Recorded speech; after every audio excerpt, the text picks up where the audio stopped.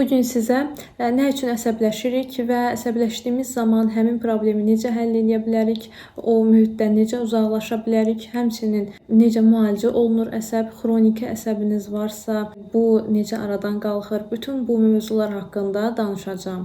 Salam əziz izləyicilər, demək bu günləri mən sizə əsəblərimizi necə idarə etməliyik, bu barədə danışacağam.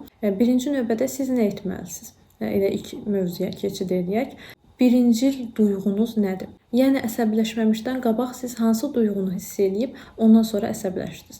Yəni tərk edilmə qorxusundan sonra əsəbləşdiniz, rədd edilmə qorxusundan sonra əsəbləşdiniz və yaxud da yalnızlıq duyğusu yarandı, ondan sonra əsəbləşdiniz. Yəni bunun müxtəlif səbəbləri ola bilər. Siz o birincil duyğunuz nədirsə, bunu müəyyən eləməlisiniz. Bax, bu duyğunu müəyyənləşdirdikdən sonra siz artıq zəif yerinizi, yəni içinizdəki zəif nöqtəniz nədirsə, bunu tapacaqsınız. Bunu tapdıqdan sonra isə məsələni həll etmək daha asan olur. Və ikincisi isə əsəbləşdiyiniz zaman səbəbi müəyyən etməyə çalışın. Mütləq ki, sizin əsəbləşməyinizə hər hansı bir səbəb var. Yəni səbəbsiz yerə siz əsəbləşməzsiniz. Heç bir insan səbəbsiz yerə əsəbləşməz. Nə üçün əsəbləşdiyinizi tapdıqdan sonra onun üzərində düşünün və nə dərəcədə o çətin bir problemdir. Bunu 1-dən 10-a qədər dərəcələndirin. Yəni bütün problemləri biz düşünsək, bir il boyu o problemlər içərisində nə qədər dərin mövzudur, nə qədər çətin mövzudur. Yəni sizin hal-hazırda əsəbləşdiyiniz məsələ. Bax, bu barədə düşünün həmin vaxt. Və əgər düşünməyə vaxtım yoxdur deyirsinizsə, vaxt istəyin. Yəni deyin ki, mən artıq özümü məsəl üçün nəsə yaxşı hiss eləmədim və mənə 5 dəqiqə vaxt ver. 5 dəqiqə vaxtdan sonra geri dönməyi deyin. Yəni mən geri dönəcəm 5 dəqiqədən sonra. Bunu deyin, sonra düşünün, geri qayıdın, ona cavab verin. Yəni bundan sonra ona cavab verə bilərsiniz.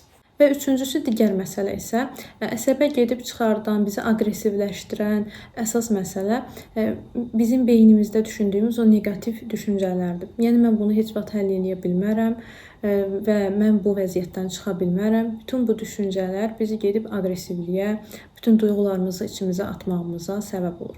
Buna görə də əgər sinirli birisinizsə, aqressiv birisinizsə, daima özünüzə xatırladın ki, mən bu məsələdən çıxa bilərəm, mən bu vəziyyətdən çıxa bilərəm. Yəni bu çətin bir məsələ deyil, bunu atlatmaq heç də çətin deyil. Mən bunun öhdəsindən gələ bilərəm kimi özünüzə xatırlatmalar eləyin tez-tez. Yəni çətin bir məsələ belə olsa, bu motivasiyanı unutmayın həmişə. Və digər bir məsələ isə burada həll edilməmiş heç bir məsələ saxlamamalısınız. Yəni əgər sizin indiyənə qədər hər hansı bir məsələ qalıbsa beyninizdə ki, mən bunu həll eləməmişəm, bu artıq qalıb. Hər hansı bir insanla baş verən problem ola bilər ki, bunu sabaha saxlamısınız. Sabahları biz bunu həll eləyərik demisiniz. Amma həll edilməmiş qalıb. Hələ ki 2 gün, 3 gün üstündən keçib həll olunmayıb. Bax, bu da siz bunu tez-tez düşünürsünüz o məsələ barədə. Yəni mən həmin vəziyyətdə ona nə deyəcəm və yaxud bu məsələ necə həll olunacaq və get-gedə bunu düşünə-düşünə siz əsəbləşirsiniz. Çalışın ki, o məsələləri vaxtında həll edin. Yəni həll edilməmiş heç bir məsələ saxlamayın. Bu da sizi əsəbdən qurtaracaq əsas məsələlərdən biridir. Və gəldik əsas məsələyə. İç danışmanız həmişə pozitiv olsun. Yəni siz əgər içinizdə heç özünüzə güvənmirsinizsə, gələcək hədəflərinizlə bağlı olsun, hal-hazırki işinizlə bağlı olsun, bu hər bir şey ola bilər və yaxud imtahanla bağlı olsun, yəni abituriyentsinizsə və yaxud magistr imtahanınız varsa, bununla bağlı siz özünüzə güvənmirsinizsə, daima iç səsiniz neqativ olacaq. Yəni siz daima özünüzə mən bunu qazanmayacağam və yaxud da birdən qazanmasam, yəni bu birdənlər çox olacaq. Buna görə də siz o iç səsinizi pozitiv saxlamalısınız və özgüvəninizi artırmalısınız ki, o düşüncələriniz də neqativə doğru getməsin. Daha müsbət tərəfdən hər şeyə baxasınız. Kimsə sizin motivasiyanızı salmağa çalışanda, yəni sən az çalışıbsan, bunu qazana bilməzsən dedikdə, sizin özünüz özünüzə motivasiya verici sözləriniz olsun ehtiyatda. Yəni yazın özünüzə hər hansı bir motivasiya verici sözlər yazın, ehtiyatda saxlayın. Həmin anda yadınıza salın o düşüncələrinizi, pozitiv düşüncələrinizi yadınıza salın. Yəni kimsə sizə negativ danışanda da siz özünüzə içinizdən pozitiv olun. Bu sizi ən pis hallardan qurtaracaq əsas bir məsələ ola bilər. Əsəbləşmənin səbəblərinə gəldikdə, demək olar ki, bir çox psixoloji problem ailədən qaynaqlanır.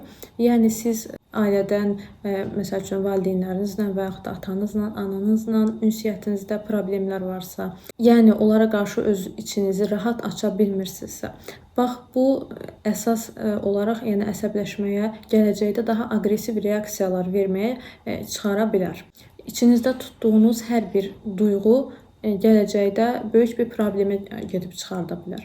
Buna görə də pozitiv olmağa çalışaq, öz daxilimizi daha sağlam tutmağa çalışaq, öz güvənimizi yüksək tutmağa çalışsaq, bu zaman demək olar ki, problemlərin bir çoxu həll olunmuş olacaq. Məndən bu günlük bu qədər. Sağ olun, özünüzə yaxşı baxın. İnşallah gələn videolarda görüşənədək. Abunə olub bəyənməyi də unutmayın.